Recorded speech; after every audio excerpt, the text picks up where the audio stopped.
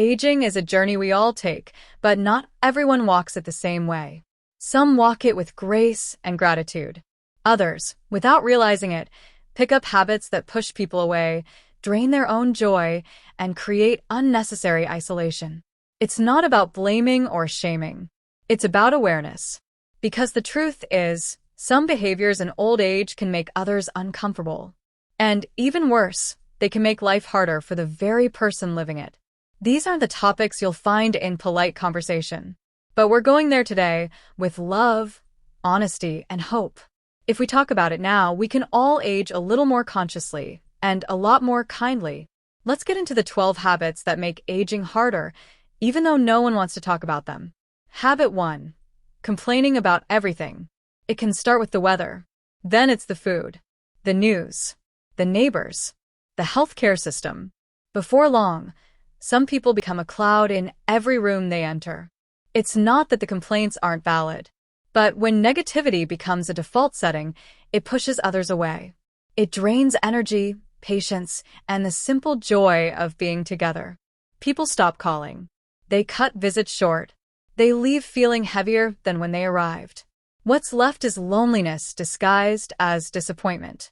If we want connection in old age, we have to be mindful of what energy we bring into the space. Try noticing one beautiful thing each day and speaking it out loud. Gratitude is magnetic. Negativity repels. Habit 2. Talking over people or not listening. Listening is an art that doesn't expire with age. But somewhere along the way, some older adults start dominating conversations. They interrupt. They finish other people's sentences. They bring every story back to themselves. This isn't always intentional. It can come from excitement, habit, or even fear of being forgotten. But the result? The people around them stop sharing. The younger generation avoids real conversations, and meaningful dialogue turns into a monologue. Listening is one of the greatest gifts we can offer. It says, I see you.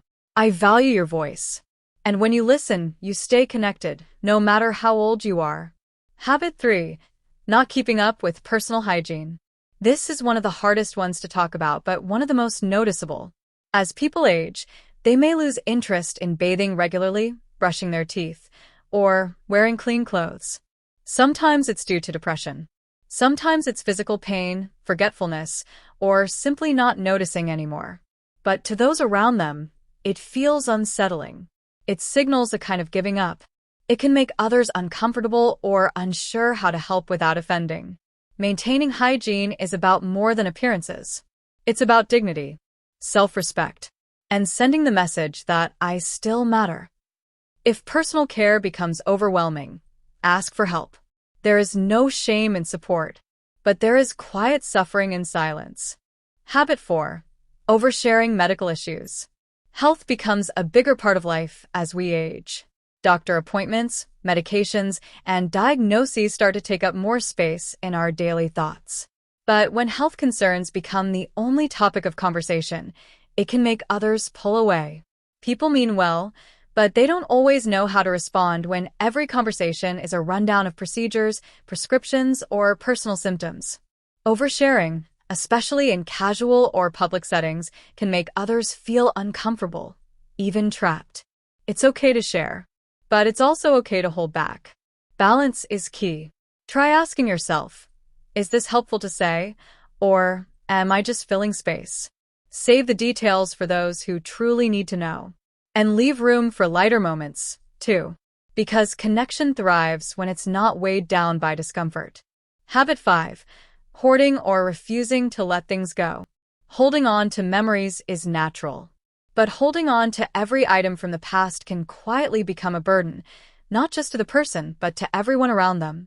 Stacks of newspapers, boxes of clothes no one wears, drawers full of expired coupons and broken gadgets. What starts as sentimental becomes suffocating. Clutter sends a message. I don't trust the future, so I'm clinging to the past. It can also be dangerous, tripping hazards, fire risks, mental overwhelm. Letting go is an act of trust. It says, I am still here, and I don't need these things to prove my worth. Clean spaces invite clarity.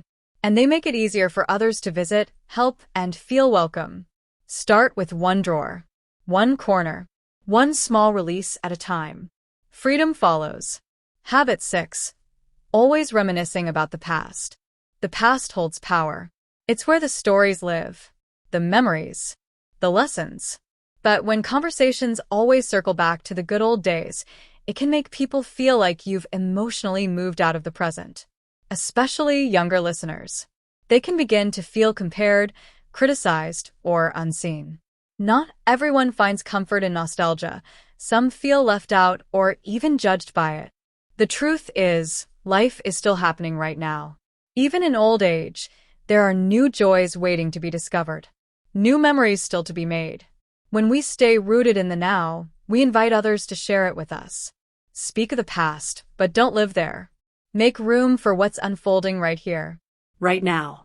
If you're finding value in this conversation, take a moment to subscribe to this channel. It's one small click, but it helps this message reach more people who need it. And if you've ever noticed these habits in someone you care about, or even in yourself, leave a comment below. Let's talk about it, not judge it. Because awareness is how we grow. And when we grow, we give others permission to do the same. Habit 7. Ignoring new technology. Technology can feel overwhelming. The pace of change is fast. The buttons are small. And the instructions aren't always clear. But when older adults refuse to engage with new tools, they often isolate themselves without realizing it. Text messages go unanswered. Photos go unseen. Online gatherings are missed. Worse, family members may stop inviting or including them simply because they assume the answer will be no. Technology isn't about gadgets. It's about connection. It's how grandkids share their lives. It's how loved ones check in. It's how the world communicates today. You don't have to know it all. But try. Ask questions. Watch tutorials. Let someone show you. You might be surprised how empowering it feels to press one button and be connected again. Habit 8. Gossiping or spreading negativity. This one hides in plain sight. It often starts as harmless chatter. Did you hear about so-and-so? I can't believe what she wore. He never comes around anymore. But gossip creates invisible walls. It breaks trust. It tells people you might be next. Especially for elders in close-knit communities or shared housing, gossip becomes a poison that spreads fast. Negativity multiplies. But so does kindness. Choose to be the one who lifts the conversation, not lowers it. Speak about others with grace. Better yet, speak to them directly, with honesty and care. Because gossip ages the spirit more than the body ever could. Habit 9. Judging the younger generation. Every generation has its own rhythm, its own style, its own struggles. But sometimes, older adults fall into the trap of constant criticism. They're too lazy. They don't know how to talk to people. They don't respect their elders. What sounds like wisdom can come across as bitterness. What was meant as guidance feels like attack. Younger people begin to tune out or avoid altogether. Here's the truth. Respect is a two-way street. When we approach the next generation with curiosity instead of condemnation, something beautiful happens. They open up. They ask questions. They share more of themselves. And suddenly, there's a bridge where there used to be a wall. It starts with a shift from judgment to understanding, from preaching to listening, from back in my day to tell me about yours. If this message is speaking to your heart, you're not alone.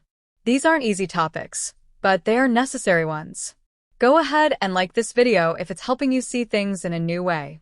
And if you're someone who believes in growing with grace, stay with us. We're not done yet.